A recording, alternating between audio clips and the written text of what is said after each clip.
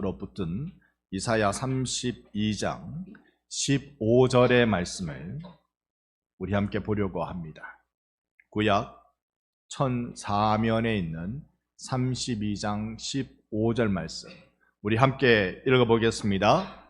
마침내 위에서부터 영을 우리에게 부어주시리니 광야가 아름다운 밭이 되며 아름다운 밭을 숲으로 여기게 되리라. 아멘. 할렐루야.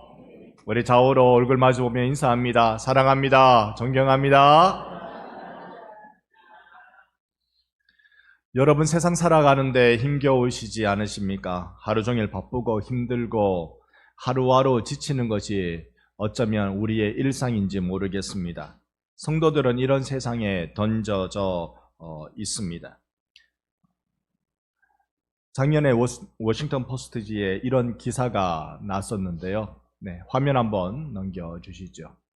그 기사를 인공지능에 번역해달라고 했더니 사진은 잘 번역해주는데 글은 한국말도 안 되게 번역을 해가지고 수정할 줄은 저는 모르겠고 그냥 그대로 가져왔습니다. 어쨌든 한국전쟁 성탄절 기적이라는 기사를 2004년 기사에 실었습니다. 59명이 타야 할 배에 몇 명 탔다고요? 14,000명이 탔답니다. 군함이었는데요.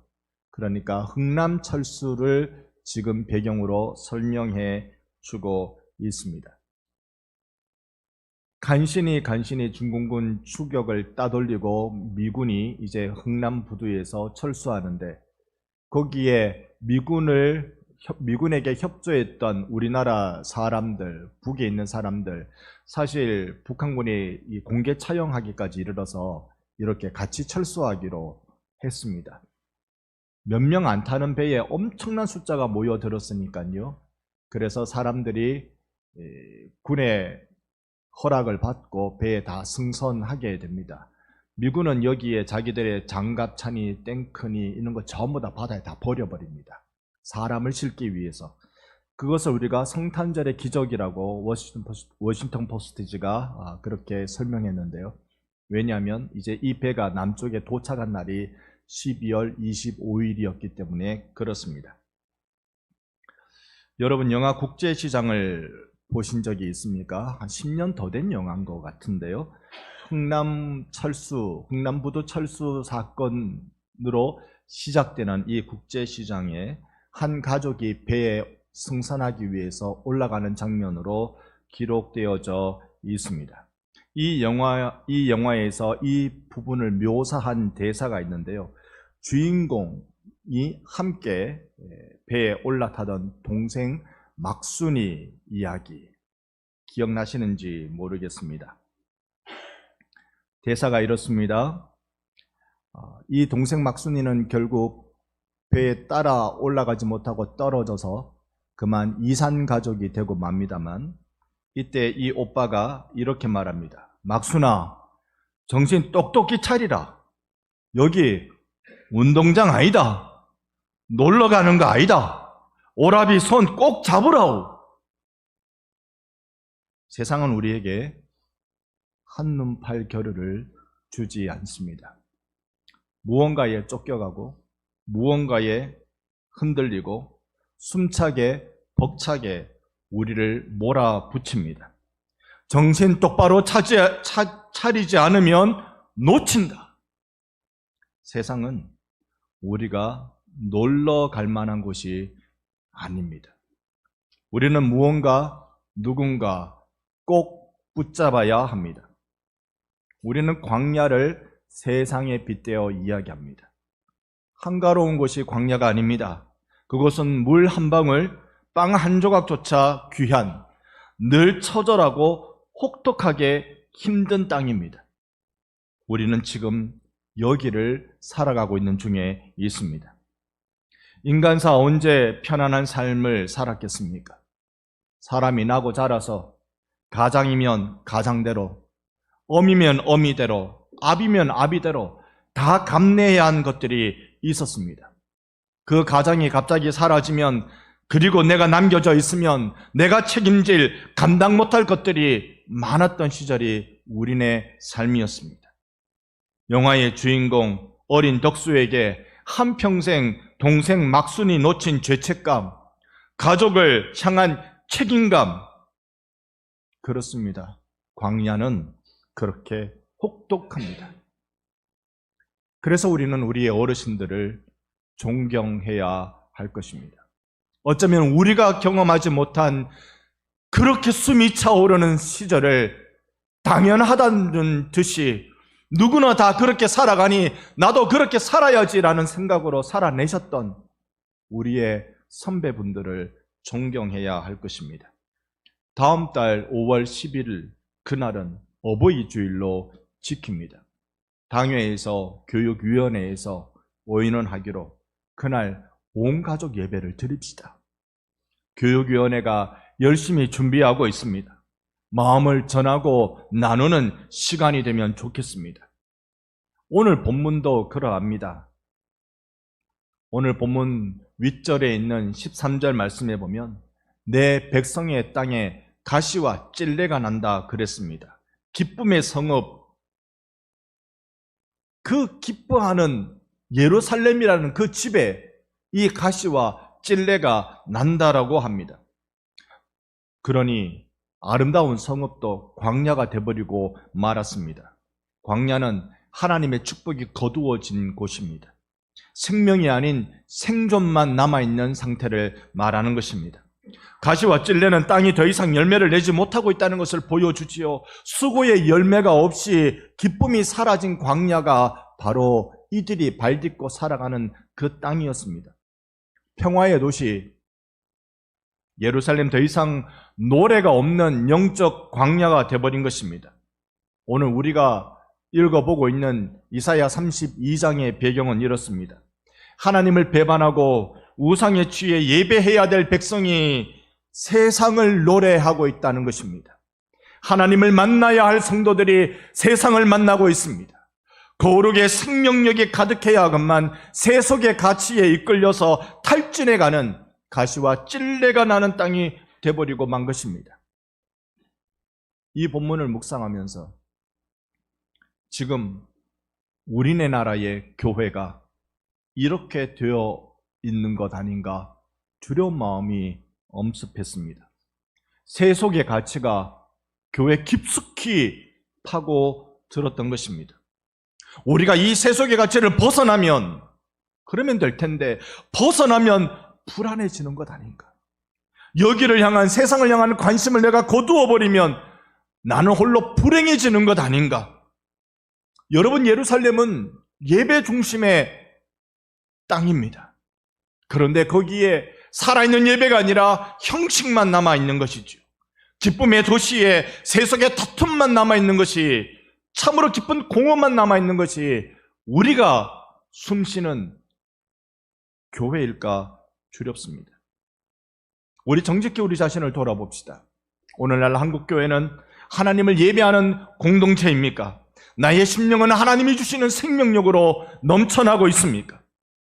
여러분, 메마름의 무서움을 우리는 알기를 원합니다. 그것이 얼마나 무서운지를 깨닫기를 원합니다. 성도들에게 하나님과 멀어짐이 가져다주는 그 깊은 영적 외로움을 우리는 싫어할 수 있기를 원하는 것입니다. 광야는 먼 곳이 아니라 예루살렘에서도 시작될 수 있습니다. 오늘 본문의 시대적 배경이 히스기야의 시대로 보여집니다. 남왕국 유다는 강대국 아수르 위협 아래 놓이고 그 나라의 유다의 내부는 이미 영적으로 무너진 상태임을 보여줍니다. 본장 앞장인 31장 6절에 이스라엘 자손들아 너희는 심히 거역하던 자에게로 돌아오라. 이스라엘 자손이 하나님을 향하여 심히 거역했다. 그러나 너희들이 그 거역한 그분께로 돌아오라. 이들은 단순히 도덕적 실수를 했기 때문에 그런 것 아닙니다. 하나님과의 관계를 근본적으로 거부한 이방 나라 사람보다 더 악한 백성이 되었던 것입니다. 그 장의 1절에 보면 애굽으로 내려가려는 자들이 있었습니다.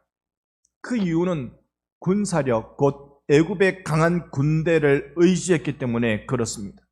북쪽에 있는 아수르가 쳐내려오면 애굽의 원조를 부탁해서 군사 지원을 부탁해서 우리를 막아달라고 이야기하기 위해서 애굽으로 내려간다. 그런데 성경 전체에서 하나님이 애굽으로 절대로 내려가면 안 된다, 그리하지 말라라고 누누이 말씀하셨지만 그들은 그건 귀에 들어오지 않았어요.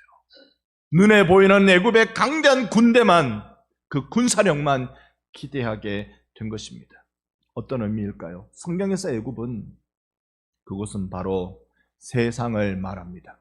철로 역정의 장망성을 말하는 것입니다. 다시 세상을 향해 가는 이 예루살렘의 사람들, 유다 나라 백성들, 군사력을 의지하고자 하나님은 이들에게 형식적으로만 남겨져 있는 것입니다. 그 장 7절 말씀, 너희가 자기 손으로 만들어 범죄한 은우상, 금우상을 그날에는 각 사람이 던져버릴 것이며. 지금 무엇하고 있다고요? 은으로 만든 우상, 금으로 만든 우상, 눈에 보이는 걸 의지하기 시작했다는 것입니다. 금이나 은이나 재물, 이런 것들은 사실 우리가 스스로 만들어낸 신입니다. 은은 그저 은이고 금은 그저 금입니다. 화폐의 가치가 있을 것입니다. 그러나 그것이 우리가 숭배해야 될 대상으로 만들어버린 것은 우리 스스로 만들어낸 신이 된 것입니다. 하나님을 대체하려는, 하나님이 아닌 다른 무언가로 내가 안정감을 얻고 내가 숭배하려는 만들어진 신이 된 것입니다. 위기는 다가오고 있습니다. 그런데 이상한 건 사람들의 어리석음은 무엇인가 하니, 위기가 다가오는데 우린 괜찮아, 우린 괜찮아. 여러분, 과연 그럴까요? 아픈 이야기지만 제가 본 한국 교회는, 큰 교회는 돈에 취해 있습니다. 작은 교회는 그것을 탓하는 원망에 취해 있습니다. 시편 14편에는 어리석은 자는 그 마음에 이르기를 하나님이 없다 하는도다. 어리석은 자는 하나님이 없다라고 이야기합니다. 그것은 신이라는 존재는 원래 없어, 이런 의미가 되지 않습니다. 여러분, 고대 사회에 신이라는 존재가 없다는 건 있을 수 없는 거예요. 사람들 생각 속에 그건 여지가 없습니다. 그러면 여기 하나님이 없다라고 말하는 것은 하나님은 능력이 없다, 우리를 어떻게 해줄 능력이 없는 신이야. 하나님은 내가 무언가 잘못하면 벌을 내릴 능력도 없어, 나를 심판하지도 못할 신이야. 그러니 나는 부패하고 이 행실 가증하게 살아가는 것이 내가 살아가는 삶의 지혜고 힘이야. 우리의 심각성은 타락해도 타락한 줄 모르는 데 있습니다. 성경이 인간의 죄악, 특히 교만에 관한 인간의 죄악을 설명할 때 나병에 빗대어 많이 설명합니다. 나병의 특징이 무엇일까요? 나병의 특징은 몸의 신경을 파괴한다고 합니다. 그러니 한참 병이 진행되면 손가락이, 마디가 떨어져 나간대요. 자고 일어나면 손가락이 사라진대요. 이상하잖아요. 손가락이 사라질 때는, 떨어져 나갈 때는 얼마나 아플까요? 그런데 나병은 아픈 줄을 못 느낍니다. 그냥 사라집니다. 타락은 그렇습니다. 죄는 그렇습니다. 우리가 죄로 무너지고 파괴되고 모든 것을 잃어버리고 있음에도 불구하고 나는 괜찮아. 여러분 괜찮으십니까? 이 시간 예배의 자리에 오신 여러분은 괜찮으십니까? 나는 괜찮아. 지금 우리의 심각한 상태를 보여주는 것입니다. 마음에는 하나님은 그럴 힘이 없어, 나를 책임질 힘은 없어, 나를 책임질 내 삶의 단도리는 내가 해야 돼. 교회가 하나님을 무서워하지 않습니다. 교회가 하나님을 만만하게 보기 시작합니다. 성도들은 하나님을 경외하지 않습니다. 그렇게 하나님을 경외하지 않아야 내 실속을 차릴 수 있다라고 이야기합니다. 이것이 교회의 거룩이라는 엔진의 시동을 꺼버리는 것입니다. 이제 더 이상 광야에서 외치는 자의 소리가 들리지 않습니다. 교회에 더 이상 예수의 피냄새가 아니라 세상의 유혹의 냄새가 차오르기 시작하는 것입니다. 이럴 때 우리는 어떻게 해야 될까요? 다시 위를 바라봐야 됩니다. 골로새서 말씀 3장 1절에 우리에게 알려줍니다. 함께 읽어보겠습니다. 그러므로 너희가 그리스도와 함께 다시 살리심을 받았으면 위의 것을 찾으라. 거기는 그리스도께서 하나님 우편에 앉아 계시느니라. 아멘. 너희가 예수와 함께 다시 살리심을 받았으면, 너희가 예수와 함께 죽고 예수와 함께 사는 세례받는 성도가 되었으면, 그렇다 그러면 너희는 위의 것을 찾으라. 여러분, 위에는 무엇이 있는데요? 위를 보니까 거기는 그리스도께서 하나님 우편에 앉아 계십니다. 그리스도께서 세상을 통치하는 왕으로 앉아 계신다는 말입니다. 하나님으로부터 왕권을 받은 그리스도의 통치를 너희들은 봐라. 위의 것을 보라. 오늘 우리는 다시 예수의 선명한 피냄새를 따라 그분이 나를 다스리심을 확신하는 신앙의 회복이 일어나는 주일 되기를 예수의 이름으로 축원합니다. 우리는 우리 자신에게 물어봐야 됩니다. 정직하게 물어봐야 됩니다. 나는 예수의 다스리심을 원하고 있는가? 예수께서 나를 다스리시기를 나는 간절히 바라고 있는가? 진심으로 그분이 나를 통치하시기를 소망하고 있는가? 예수님, 그분은 내게 지극히도 선하신 분이십니다. 요한복음 10장에는 나는 선한 목자라, 나는 내 양을 알고 양도 나를 안다라고 말씀해 주십니다. 나를 잘 아시는 목자, 내 목자. 나는 오로지 목자 한 분만 안다. 이 고백입니다. 여러분은 무엇을, 누구를 얼마나 알고 계십니까? 평생 예수만 아시는 여러분 되시기를 간절히 부탁을 드립니다. 양은 목자에게 의존적인 존재입니다. 눈이 크지만 양이나 소나 눈이 전부 다 돋보기 눈이랍니다. 그러니 보는 대상이 전부 다 큰 거예요. 자기보다 훨씬 더 큰 거예요. 겁에 질려 있습니다.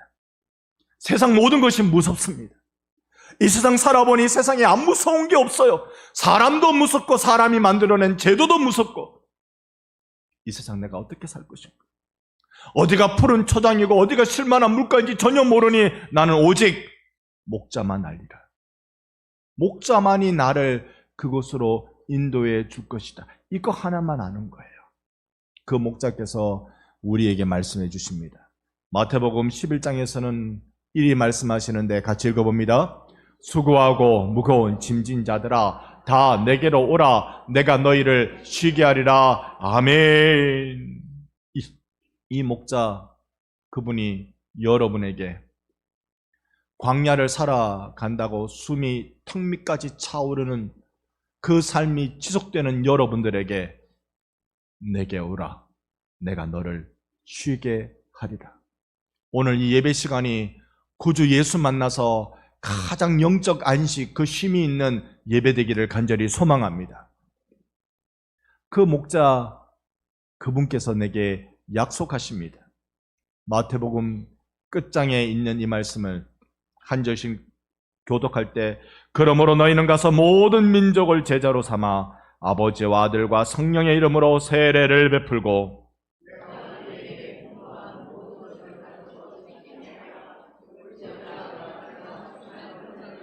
너희와 항상 함께 있으리라 하시니라. 아멘. 가라. 너 혼자 가는 거 아니야.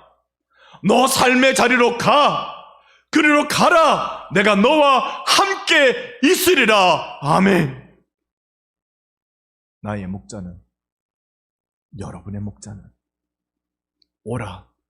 내가 너를 쉬게 하리라. 가라. 내가 너와 함께 하리라 해주시는 분이십니다. 이게 성도의 원래 일상생활입니다. 삶의 루틴이 이런 것입니다. 예수께로 오고 예수와 함께 가고, 이것이 지극히 자연스러우시기를 원합니다. 내 삶의 당연한 일상이기를 원합니다. 물맷돌을 돌려보셨습니까? 끈, 가죽끈이든 무슨 끈이든 끈에 돌을 메고 뱅글뱅글 돌리면 목자에게 아주 중요한 공격용 무기가 됩니다. 근데 물매를 돌리면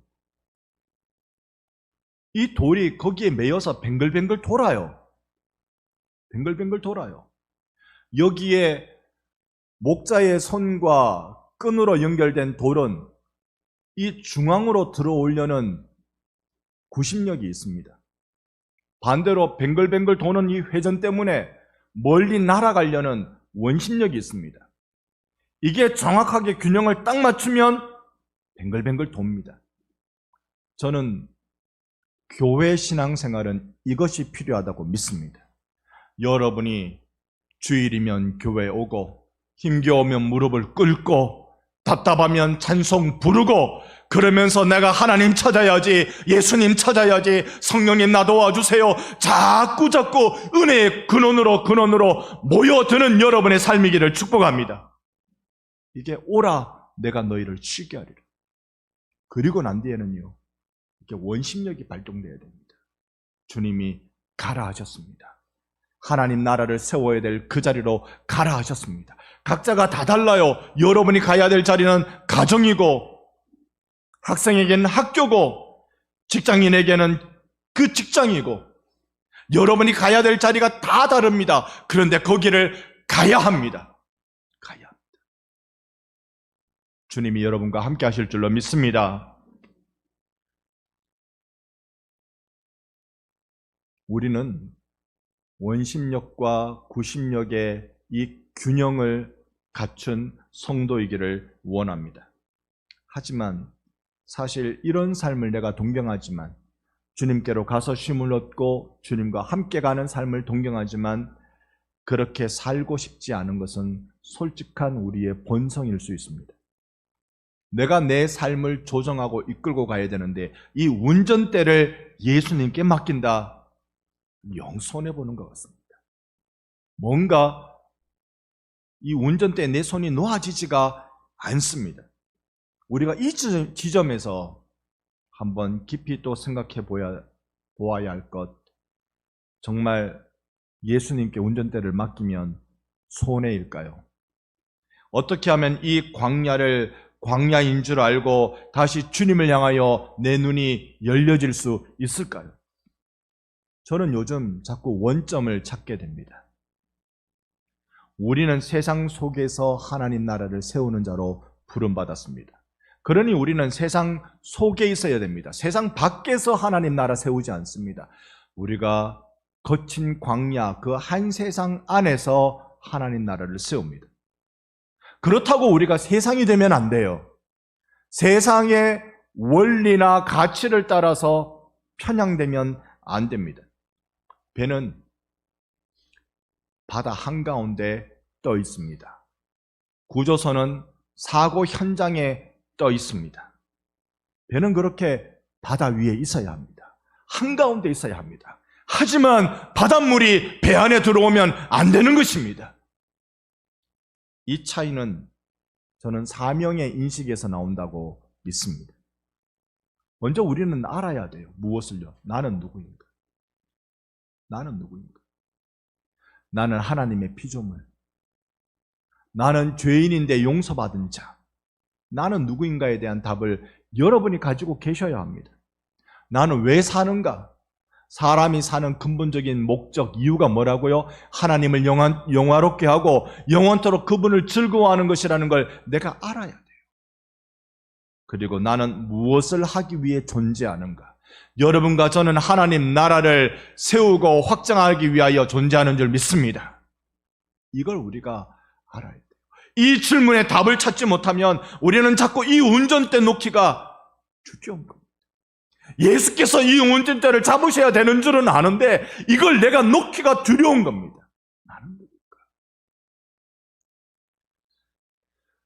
오늘은 제가 무거운 주제만 드리는 것 같습니다. 한국교회의 최근의 역사를 잠시 생각해 봤습니다. 저는 한국교회 지금의 모습이 암흑기에 들어가는 초입인 것 같습니다. 지금 한국교회의 상황은 빛의 소멸을 경험하기 직전인 그 현장 문턱에 놓여진 것 같습니다. 세속에, 재물에, 정치에, 권력에, 출세에 눈이 먼 세대가 지금입니다. 이런 시대에 나의 부르심이 무엇일까? 저는 90년대에 목사가 되겠다고 신학에 입문했습니다.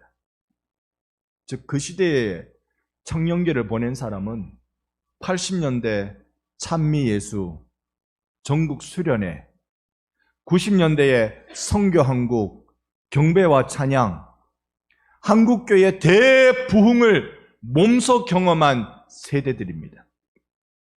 제가 신앙생활을 배우며 누렸던 그 20년간은 제게 큰 축복이고 그런 은혜를 누릴 수 있는 시간이었습니다. 수많은 믿음의 동지들은 그리스도를 위해서 평생 살겠다고 서로 헌신하며 신학의 문을 두드리고 선교지로 달려 나갔습니다. 주여, 내가 여기 있사오니 나를 보내소서. 이사야의 고백 그대로 함께 노래하며 눈물을 흘리며 헌신했던 세대가 그들이었습니다. 그 동지들이 지금 이 나라의 50대 목회자들입니다.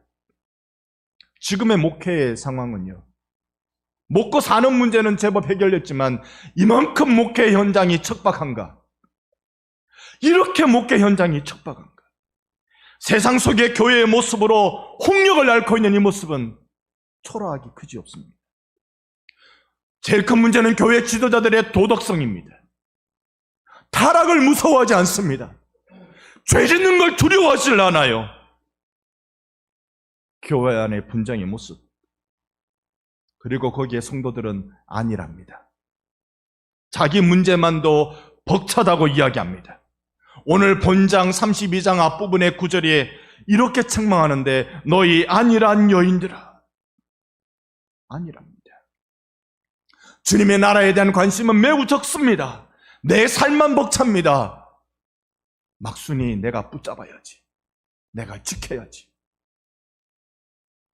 그래서 저는요, 하나님께서 제게 그 80년대, 90년대, 20년간의 은혜를 저에게 부어주셨다고 깨달아지고 있습니다. 그때의 그 은혜, 나 가진 재물 없으나, 나 가진 지식 없으나 공평하신 하나님을 노래하던 그때, 목마른 사슴 시냇물 찾아 내 영혼 주를 찾기에 갈급하나이다 주님을 구하는 그 세대, 방학 되면 선교한국이다, 전국 선교 집회다, 여기에 참석하는 건 교회 청년이면 당연하게 여겨졌고, 단기 선교는 참여하는 것이 사명감이며 내가 누릴 영적 특권이라는 감사가 있었습니다.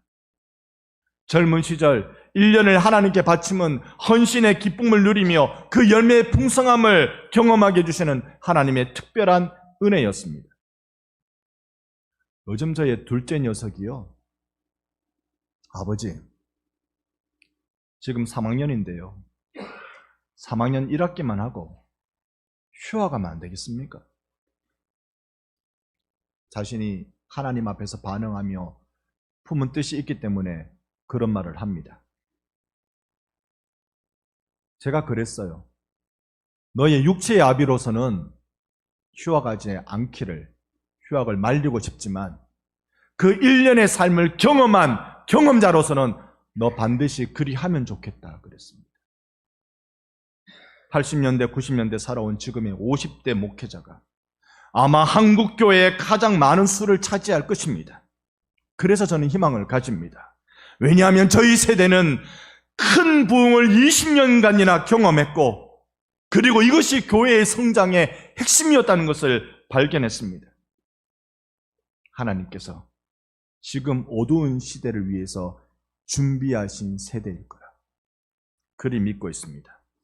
한 시대를 위해 주님은 많은 선지자들을 준비하셨다가 집중적으로 그 왕국 말기에 쏟아 부으셨다는 것은 우리는 성경을 통해서 발견할 수 있는 것입니다. 이때를 살려내려는 주님으로부터 보내받은 선지자적 부르심을 느끼는 세대입니다. 이제 우리는 우리의 문제를 알겠습니다. 나 중심에서 하나님 중심으로 바뀌어야 되는데 여기에 우리가 주저함이 있다는 것입니다. 즉 광야를 바꾸어내기 위해서는 이 광야가 되어버린 예루살렘을 회복시키기 위해서는 성경이 제시하는 핵심으로 돌아가는 수밖에 없습니다. 그게 오늘 우리의 본문이며 우리 교회의 원래의 표어입니다. 다시 한번 믿음으로 함께 읽어보겠습니다. 마침내 위에서부터 영을 우리에게 부어주시리니 광야가 아름다운 밭이 되며 아름다운 밭을 숲으로 여기게 되리라. 아멘. 우리 하나님 꼭 이렇게 이루어 주시기를 정말 소망합니다.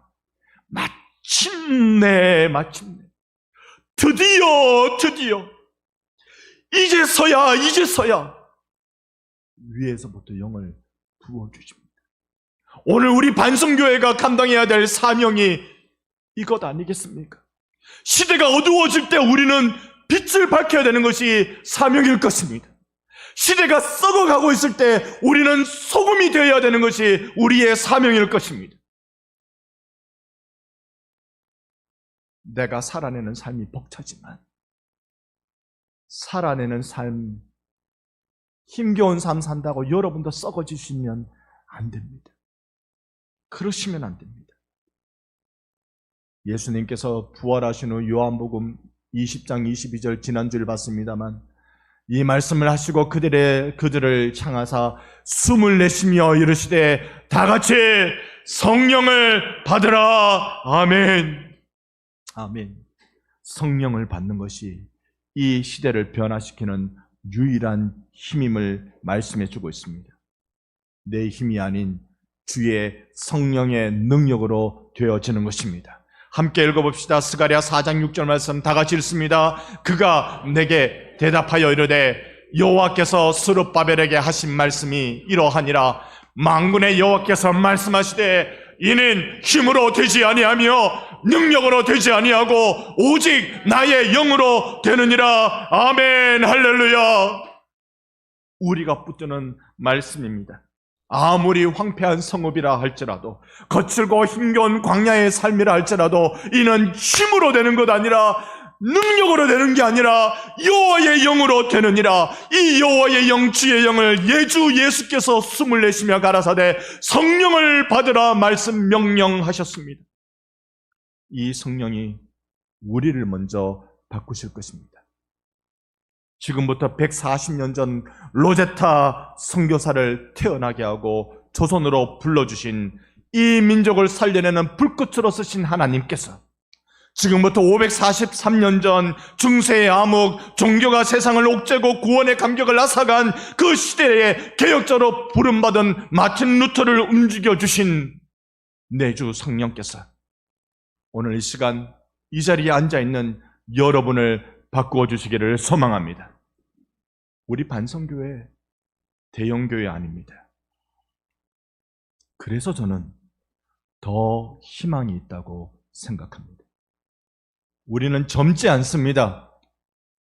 3분의 2가 70대일 것입니다. 그래서 우리는 불꽃으로 살 수 있다고 믿습니다. 왜 그럴까요? 남은 세월에 대한 소중함이 누구보다 절박하기 때문에 그렇습니다. 지나온 세월을 넘어 남아있는 내 짧은 세월을 어떻게 불꽃처럼 살아야 될지 고민이 있을 지점이기 때문에 그렇습니다. 하지만 우리에겐 없는 게 있습니다. 자신이 없습니다.